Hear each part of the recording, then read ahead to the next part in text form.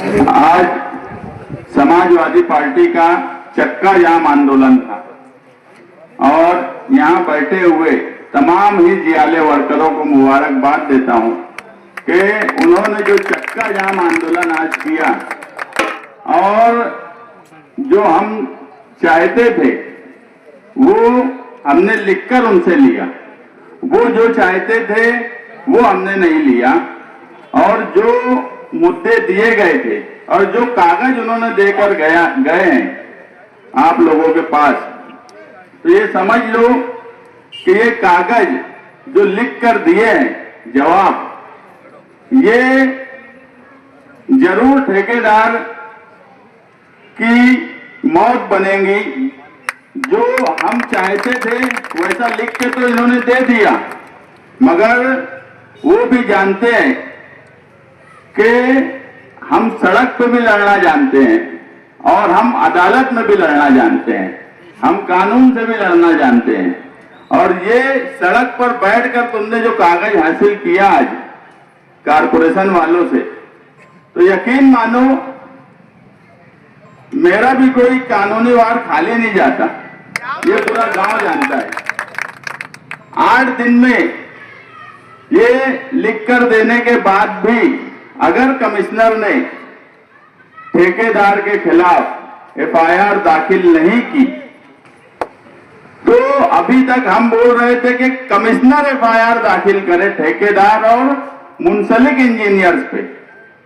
लेकिन ये रिपोर्ट मिलने के बाद अगर 8 दिन में कमिश्नर ने नहीं दाखिल किया एफआईआर, तो अब कमिश्नर के ऊपर खुद एफआईआर दाखिल करने के लिए मैं हाईकोर्ट में पीआईएल दाखिल करूंगा इन पेपर्स को लेकर कि अगर वो ये लिखकर देते हैं कि मक्तेदार की चूकी है,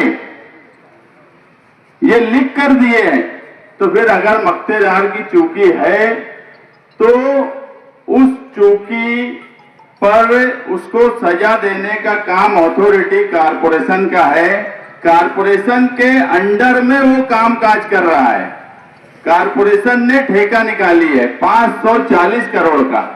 क्या कमिश्नर सिर्फ 4% बिल बनाने के लिए ही ऑफिस आएंगे क्या? कमिश्नर का और कोई काम नहीं है क्या? गांव की सड़कों की क्या हालत है, शहर की तरक्की के सवाल पे क्या हालत है, पानी के सवाल पे पूरा शहर जब से प्रशासक राज है उस वक्त से पानी के सवाल पे परेशान है। ये जिम्मेदारी नहीं है क्या? ठेकेदार का 200 करोड़ रुपए का बिल अभी तक बन गया। 200 करोड़ रुपए का बिल बनने के बाद ना सिटी इंजीनियर साइड पे गए, ना ही कोई इंजीनियर साइड पे जाते हैं कि बिल अगर बन रहा है तो किस तरह बन रहा है, वहां के हालात क्या हैं। ये सब बातें होती रहेंगी। हम अगर इन्होंने लिख के दिया है कि जब तक पुराने काम के पेचवर्क नहीं होते उस वक्त तक नया काम नहीं होगा, उस पर अमल करें।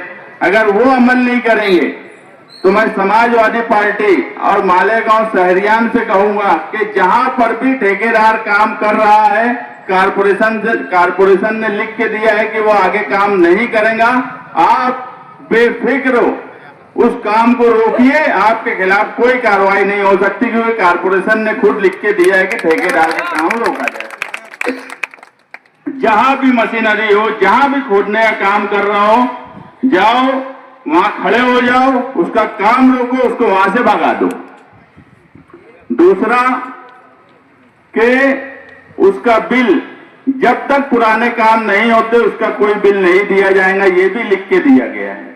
ये समझ लो कि समाजवादियों ने बहुत दिनों के बाद न्यायालय अंदाज में कारपोरेशन गेट पर धरना दिया, मगर बड़ा कामयाब धरना दिया कि जो तुम चाहते थे, जिस तरह चाहते थे उससे बढ़कर हासिल किया, मैं तो ये कहूंगा। और जो हमने अल्टीमेटम कमिश्नर को दिया है, कमिश्नर भी जानता होगा या जान ले कि अगर कानूनी दाव पेच में हमारे आ गया तो बख्शेंगे फिर कहीं से नहीं, किसी को नहीं बख्शते थे। कमिश्नर क्या चीज है? इसलिए कमिश्नर के लिए भी अच्छा यही है कि 8 दिन में कानूनी कार्रवाई कर दे, नहीं तो खुद पर कानूनी कार्रवाई के लिए तैयार रहे। जियाउर रहमान के मुआवजे के लिए क्या बोला?